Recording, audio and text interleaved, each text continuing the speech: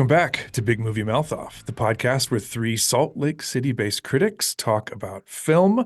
I'm Jeff Counts. I'm Adam McDonald. And I'm Brooks Bird. Episode Lucky 13. It's our final episode of the year. It's great to see you guys. How are you? I know. Good. It is Good. kind of funny that we're doing the best of on number 13. This is the episode where we warned you we're going to talk about our top 5 films of the year, not as a show, but as individuals. So we'll kind of go round robin. We're also very reluctant to give up on our Guilty Pleasures segment because we know how much people like it. So we're going to talk about movies from 2023 that were generally considered terrible, but that we liked against our own possibly better judgment. So I can't wait to get started. Let's take a little break and then we'll come back with number 5.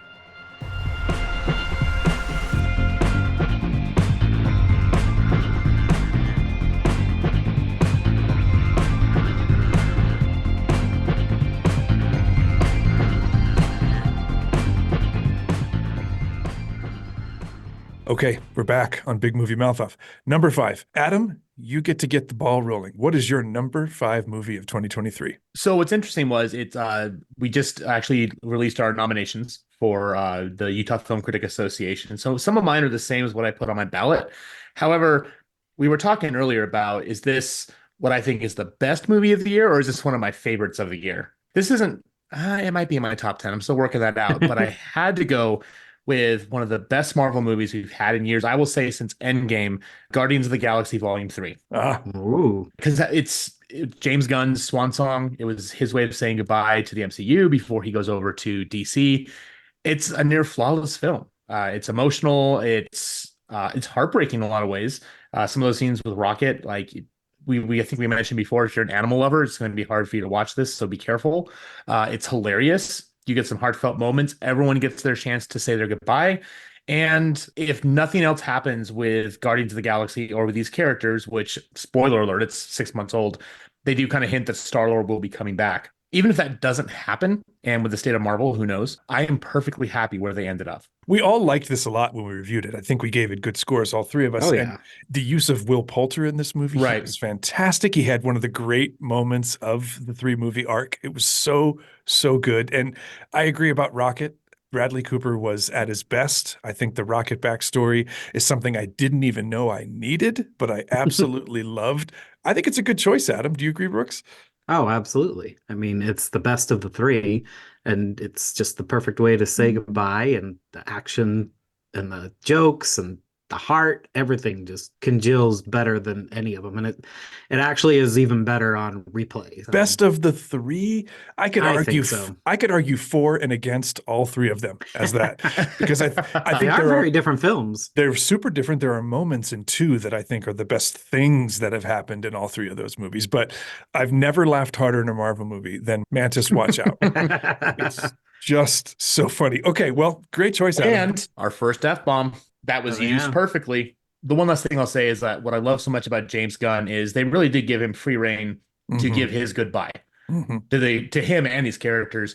And as a testament to his abilities as a director and a screenwriter, that he did it the right way. And you never felt like they needed to pull him back.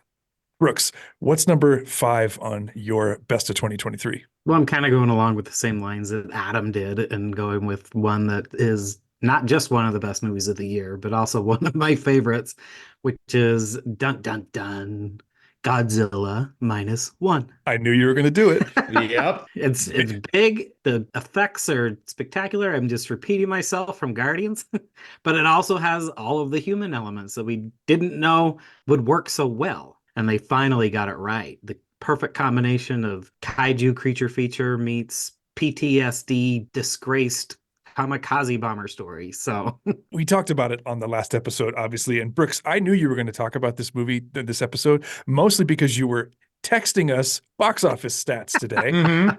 So I mean, it's only at $70 million. $70 million is pretty darn good for a subtitled film. Just listen to the last episode if you want to know how we all felt about Godzilla -1. We love it. It's a huge, pleasant surprise.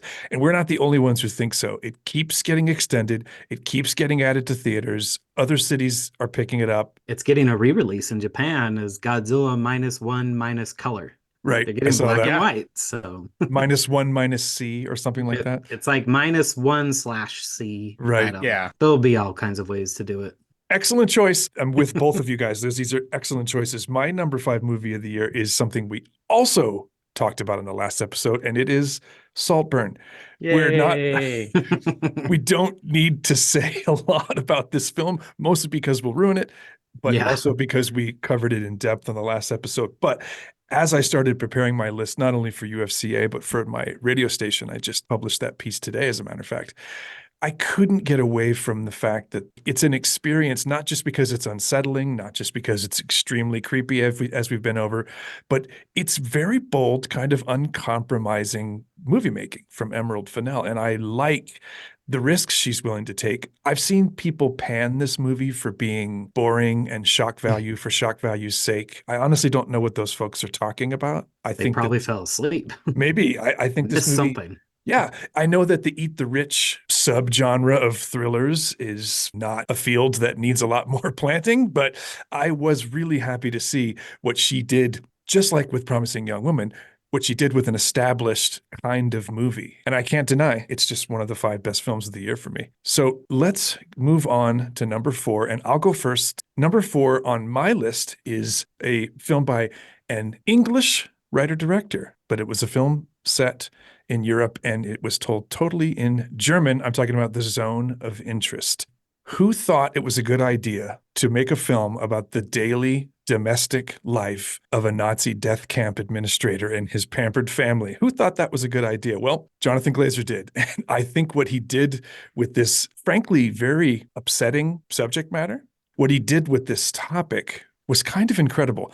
The score was incredible. The visuals were incredible. The editing is the best I saw all year. But the thing that I think made this movie special for me was the sound design. The fact that just over the fence, you can hear the sounds of a concentration camp. There's gunshots, there's shouts, there's the sound of violence. And it's just in the background all the time. While on our side of the fence, as viewers, there's birthday parties and lawn parties and dinners and all sorts of just basic day-to-day domestic stuff. It's a juxtaposition of boring with one of the great horrors of human history. It's a fantastic film. It's an important kind of storytelling. These were not gods. These were not monsters. They were people. People did this to each other. And that's something we should all be forced to face and reckon with. Adam, what's your number 4? So this is the one that was my number 1 for most of the year, and it kept on slipping, and I wasn't happy about that. But also, I was happy because we've had such amazing movies this year that it kept on getting knocked down. So it's still in my top 5, but there's no way I could not recognize Spider-Man Across the Spider-Verse as one of the best pictures of the year. We already talked about it, so I don't think there's too much need to dive too deep into it. But again, Into the Spider-Verse is one of my top 10 movies of all time. This one outdid it. Just from the use of color, the emotion, the story, the animation. I don't know how they made it better, but they did. There literally is nothing wrong with this. It's one of those movies that's 3 hours long or almost 3 hours long, and you don't realize it. Like, you look at the clock when you're getting out, like, oh, that was how much time? Like, oh my gosh. And again, if it wasn't just so much good stuff came out this year, it would have been higher on the list. And that's not a bad thing saying it's number 4. No, of course not. It fell completely out of my top 5. I don't want to bury the lead here, but I'm not sure why, Adam, because I love it too. I did approach this movie when it came out a little concerned that it would be like a DLC of a great video game, but it's not. Yeah. It stands alone. It's its own thing, and it is wonderful. It's in my top 10 for sure, but it didn't make my top 5. All right, Brooks, what's your number 4? Well, this is one that took me a long time to finally get to, and I just was not expecting to love it as much as I did. And I don't know if love is a good word to maybe use something when you're describing Killers of the Flower Moon, but here we are. I'm surprised. I didn't think it would be in your top 5. I didn't either. I was floored with this movie by how much I loved it. This is the movie he thought he was making with The Irishman. It takes everything that Scorsese does best and applies it to a new world. And he just nailed it. I am so cinematography, the editing, the music, the act. Well, most of the acting. I wouldn't put Leo up for any awards aside from, as Adam pointed out, his frown. because His it is frown should be. constant. You guys are I- both wwrong about that. Leo was fantastic. I think I it's mean, one of his he's best Leo. roles. Yeah. No, I think the he did a fact great that he can job. hold that. How do you? What was it? A prosthetic? Is something in his mouth? I don't know. Every time they called cut, he had to go off screen and suck on a lemon. He, he plays an extremely unlikable person, and he does it in a way that is almost sympathetic. And Yeah, you feel bad for him. I think it's a fantastic performance. And I can't believe you're voting for this, Brooks, because you were pretty much live texting Adam and I as you watched it. And I remember thinking, I don't think Brooks likes this as much as I do, but it turns out that you really do. That's Oh fantastic. yeah, I love this movie. I'm shocked at what's happened so far. 6 different movies. I can't believe it. We're going to run super long on this episode if we don't tighten things up. So let's take a little break. Before we do, let's quickly run down our number 5s again. Mine was Saltburn. Adam? Mine was Guardians of the Galaxy 3. Brooks? Godzilla -1, My number 4 was The Zone of Interest. Brooks, your number 4? Killers of the Flower Moon. And Adam? Spider-Man Across the Spider-Verse. Amazing stuff so far, gentlemen. Let's take a little break and then we'll come back and do our number 3s and our 2s. We'll be right back with you.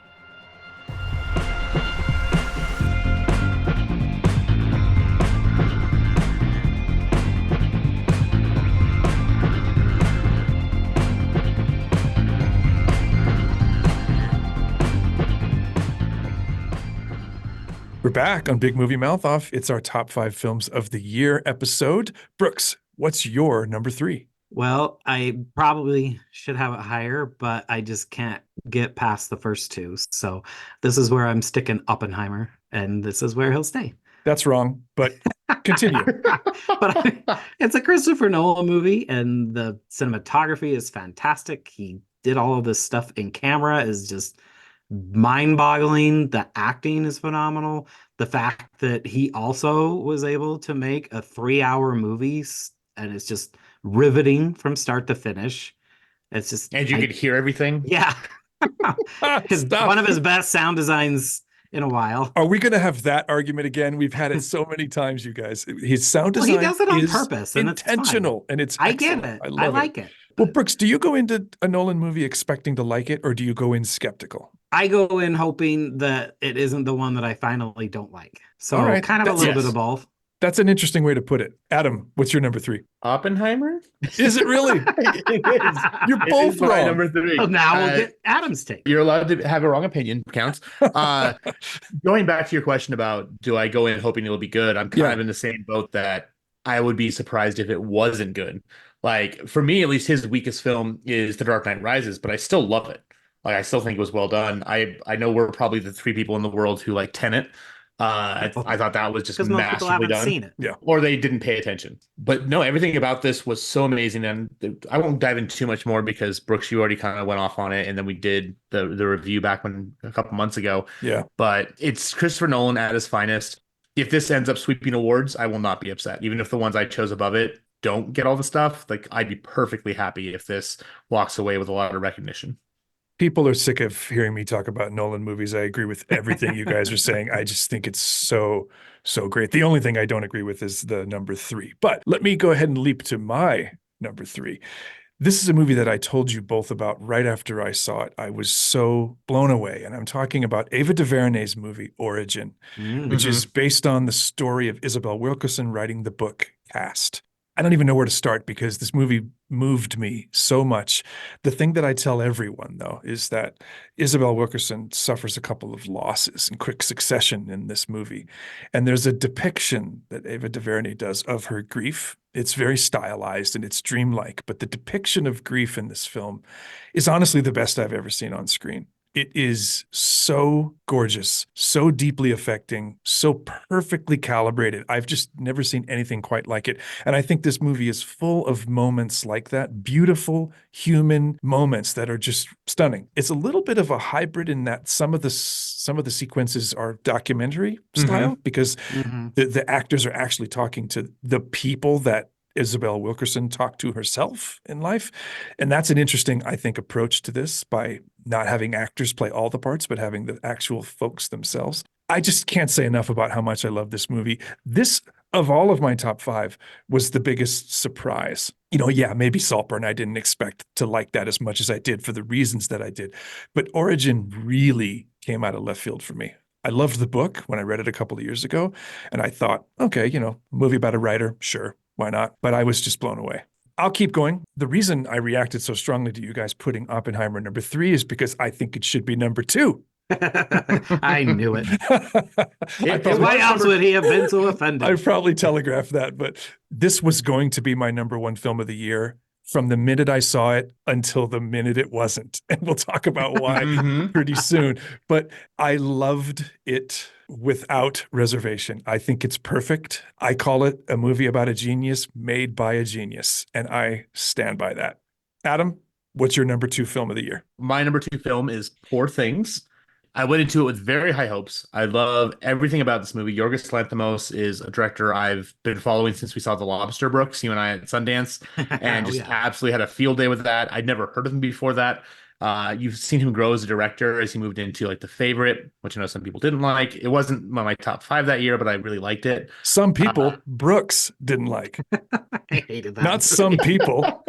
I watched the trailer, so I had a basic idea of what the story was about. And then I watched the movie and found out that is nothing what the story is about. It's completely different. You will never expect anything you see. It has his trademark, like little weird things, like when Willem Dafoe belches out that weird little bubble every time Totally. he eats. And I was like, but it makes sense for the movie. Like, you just, okay, by the bit, by the premise. Everything about it, like, it just, from the beginning of it, you go into it and it's very much like Bride of Frankenstein feel. It's filmed in black and white, kind of some of like grainy textures. And then when she decides to go on her adventure and go to Paris, and a little bit before that is when it flashes over to color, it was so reminiscent of Wizard of Oz. And even more so is the backdrops and everything were like painted landscapes. So it was very ephemeral, very dreamlike.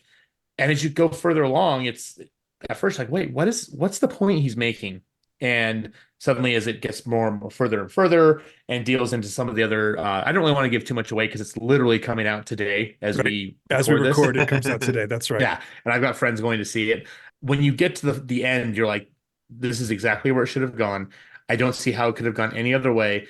And I walked out and I said, this is a modern fairy tale feminist masterpiece.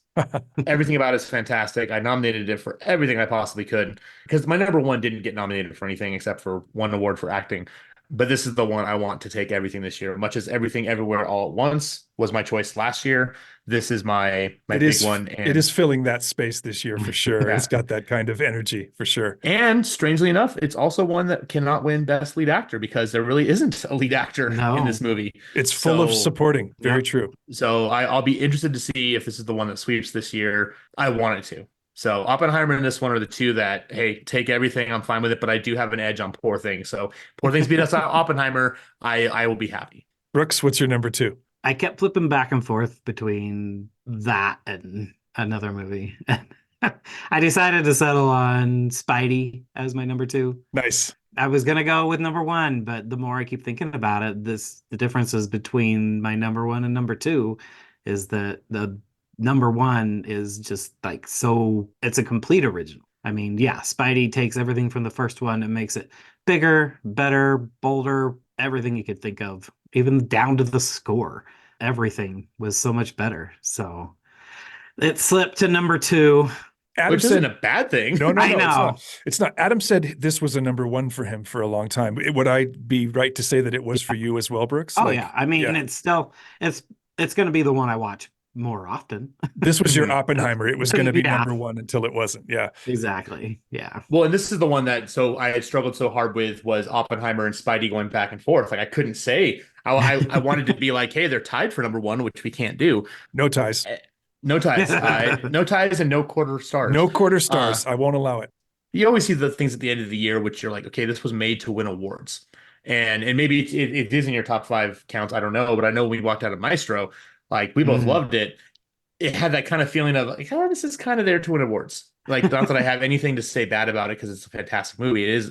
I think it's in my top 10. I still got to go through 6 to 10. And it might be your number 1. I don't know. But it's just a testament to that wasn't my top five. And then it changed again and it changed again. And there's just been like, we really were blessed with a great year of movies because it shouldn't have been this good with everything going on with the strikes and everything else. Mhm. I can't believe it either. It's such a Yeah. good year. Yeah. You know, Maestro, Adam, is in my top 10 for sure. It didn't make my top 5, but Okay. I'm glad you mentioned it because that and Poor Things are the two big movies this year that made the Wizard of Oz color pivot. They both Mhm. did that. Let's go through our number 3s and number 2s real quick. My number 3 was Origin. Adam, yours? Oppenheimer. And Brooks? Ditto. Oppenheimer. My number 2 was Oppenheimer. Adam, your number 2? Poor Things. And Brooks? Spider-Man Across the Spider-Verse. Again, lots of great movies. We're starting to get that overlap. I figured it would happen at some point. When we come back, we're not going to talk about our number 1 films of the year yet. We're going to do our guilty pleasures. And for this episode, we're talking about movies that were bad in 2023 that we like a lot more than we should. Give us a moment. We'll come back and tell you what those are.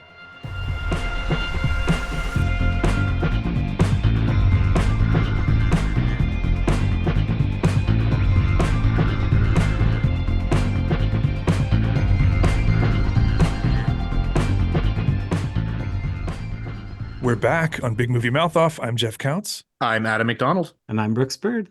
Guilty Pleasures, end of the year edition. 2023 movies that were terrible, but we liked them anyways. Brooks, you're up first. Well, mine is something that most people probably think is terrible, but I loved it from start to finish. I couldn't help it. And it is Strays. Oh my Oh, God. I hated that movie. I hated it Exactly. so much. Oh my God, Ah! Brooks. Very few movies made me laugh as hard and as long as this movie did. It was just 90 minutes of nonstop for me. We all take credibility hits on these guilty pleasures, but that Right? one's going to be hard to recover from, Brooks. Oh, come on. It's Will Ferrell, Jamie Foxx, Will Forte. Oh man, Oh, I love it. I love dirty, good. dirty dogs is what they I should could call sit that and movie. watch funny dog videos all day long. So to sit and watch 90 minutes of it, why not? Strays. Oh no, I couldn't. It was like the first time you hear a little kid say the F word, it's funny, right? But then when they say it over and over again for 2 days, you're like, please stop. You Well, don't live and with a that's- 6-year-old, so you don't know how wrong. I know because I made It is good always choices in my funny. life. It Fair is point. always funny. All right, Adam. Well, see if you can top that. What's your guilty pleasure? So it's really funny because mine is in the same league as far as 90 minutes. I laugh continuously. This one isn't getting the worst scores in the world, but it's very polarizing. And I'm going to go with Dix the Musical. I knew it. Still need to Yeah. see. I knew So it. A24's first official musical. You have it's not people shut who up about made- this movie for I know. months. I bought it and then the next day got the screener, of course. It's by the guys who did The Greatest Showman. It's got these two new actors, writers who just brand new to the scene. It's raunchy, over the top, some of the funniest songs and some of the most offensive songs. It's like if the guys from South Park got together and it was just completely just uninhibited, they would be this movie. Because there's things I was sitting back, I was like, I can't believe they just said that. I do have some complaints about it. The two main characters are grating, and I'm not really a big fan. They work well together. But the best part is Megan Mullally and Nathan Lane as their parents, because this is essentially a naughty version of The Parent Trap. They are the stars of the show, and when they are on screen, it's magical. And I want a spin-off movie about them. But yeah, there are just things in the show you can't talk about, and do stay through the first half of the credits because it's all the outtakes. And there's a scene they make Nathan Lane do. He said, "This is the most embarrassing scene I've ever done in my whole entire history of being on theater or in film, and I need to rethink my life choices." Wow. It's almost like he was in Saltburn. Oh yeah, exactly. He's going up to that bathtub. But yeah, it's very polarizing. You have to go in understanding that you're going to get some really, really offensive things. Just try to have fun with it. If anything, for the sewer boys, do it for the sewer boys. So Okay, well, I shouldn't be giving Brooks a hard time about credibility because if you recall in the last episode, I mentioned a movie that starred Armie Hammer and Johnny Depp. So my credibility. what are you was shot. talking about? We didn't talk about that. You didn't have a Thank guilty you. pleasure Thank last, you. It last was episode. It was in fact redacted. I appreciate that. But Yes.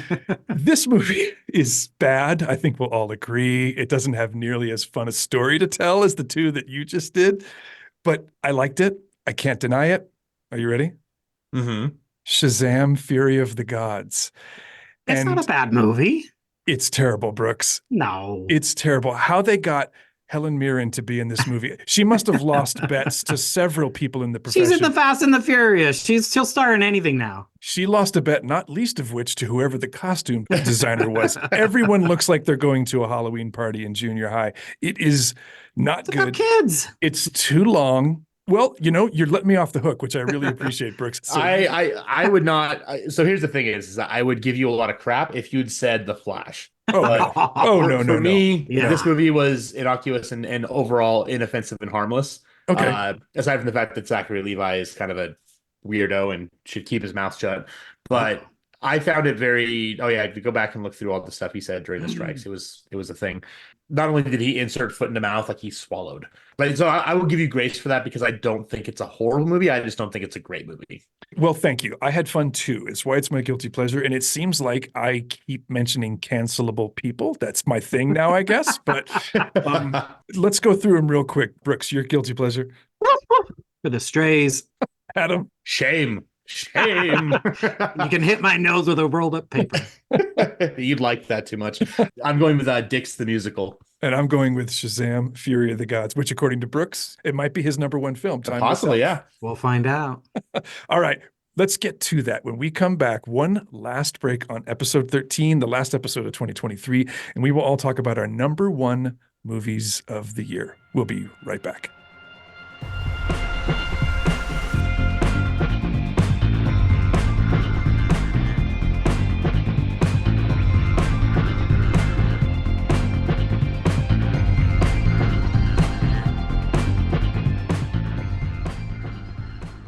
We're back on Big Movie Mouth Off. Last time on this episode, it's time for number one, our award winners, our best in show, to stay on Brooks's dog theme.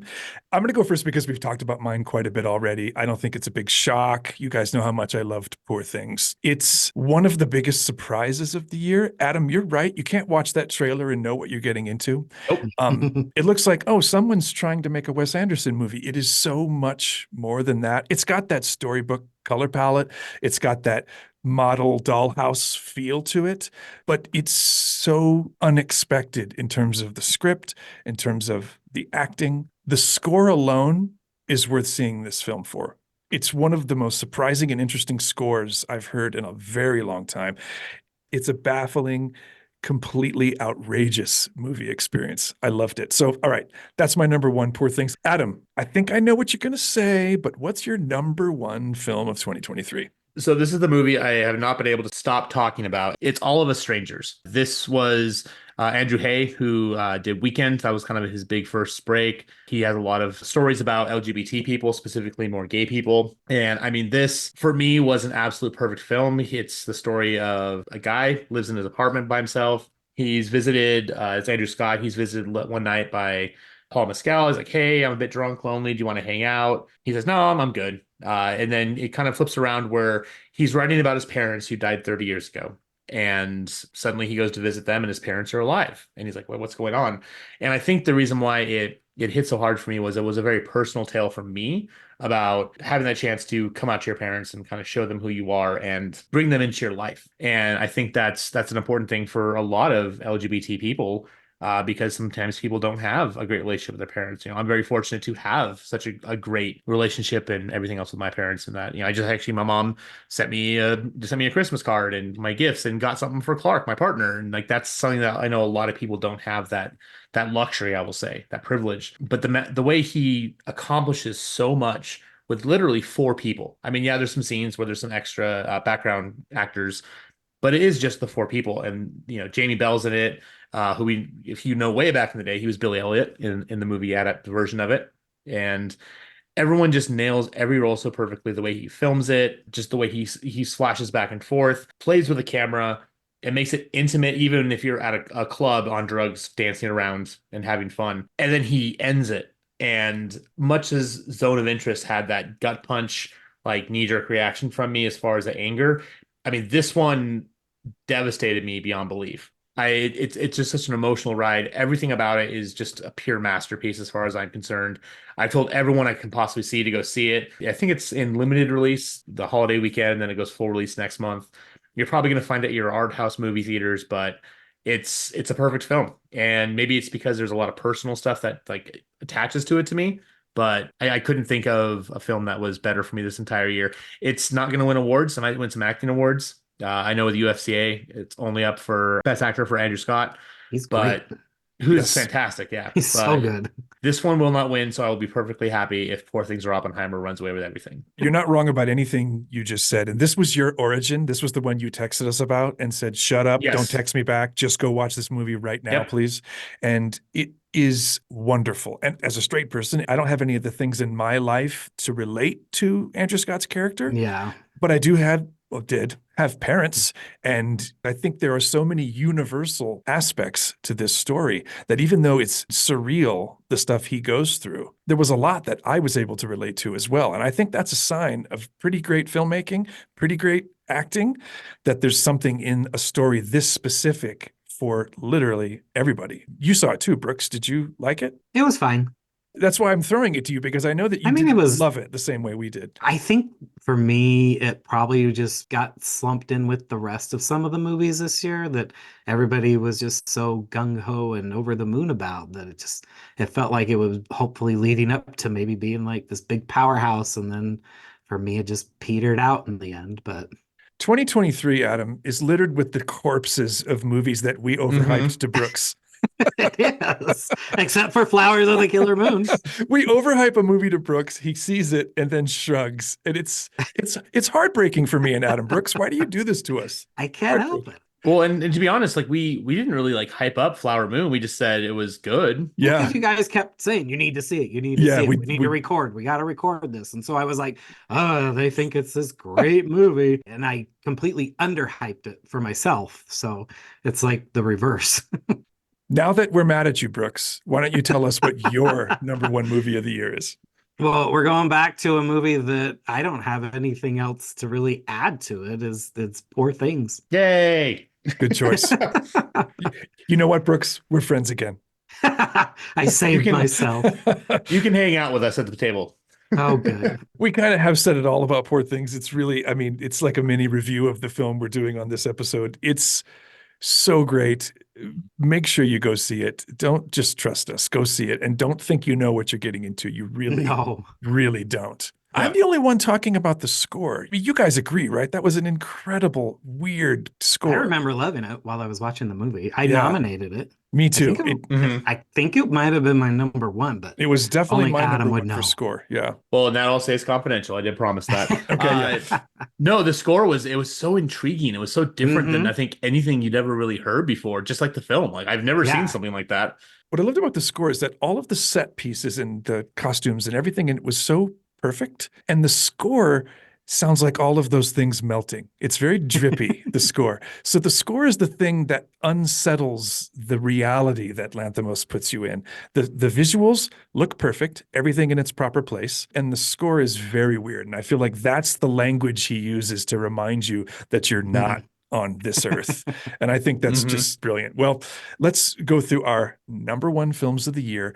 Mine was Poor Things. Brooks, yours was. Poor Things as well. And Adam, this was probably the outlier. What's yours? All of Us Strangers. Well, we just talked about, I don't know, it wasn't 15 different movies, but it was at least 10, and there's a lot of Yeah. great stuff in there. I know we've done it already, but let's quickly go through our top five, each of us. Mine, number five. What the hell was my number five? I'm already Saltburn. Saltburn, thank you. Number five was Saltburn. Number four was The Zone of Interest. Number three was Origin. Number two was Oppenheimer. And number one was Poor Things. Adam, you're five.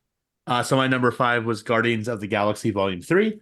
Number 4 was Spider-Man Across the Spider-Verse. Number 3 was Oppenheimer. Number 2 was Poor Things. And number 1 was All of Us Strangers. Brooks, bring it home. All right. So number 5 was Godzilla -1. Number 4, Killers of the Flower Moon. Number 3 was Oppenheimer. 2 is Spider-Man Across the Spider-Verse. And number 1 was Poor Things. If we didn't just give you a recipe for staying busy over the next month, I don't know how to. That's a lot of great film right there. We will obviously be back in 2024 reviewing film and giving each other a hard time. It's been a great year, gentlemen. Thank you both so much. 2023 could have been a real bust in this business. I'm worried. Mhm. I'm worried Yep. about 2024 because I feel like the gaps and the strikes are going to land in Gonna 24. finally show itself. I think so. Before we sign off, I do have to do one reshoot from the last episode. I mentioned when we were talking about Jacob Elordi that he turned down James Gunn to play Superman. That's not exactly correct. He decided not to audition. So Oh. I Okay. don't want to overstate it and act like he was literally handed the S and he said no. He Mm. declined to audition. So have great holidays. We'll see you You in too. 2024. I can't wait to start talking about the next year of movie making with you guys. Until then, I'm Jeff Counts. I'm Adam McDonald. And I'm Brooks Bird. This is Big Movie Mouth Off. Thanks for being with us.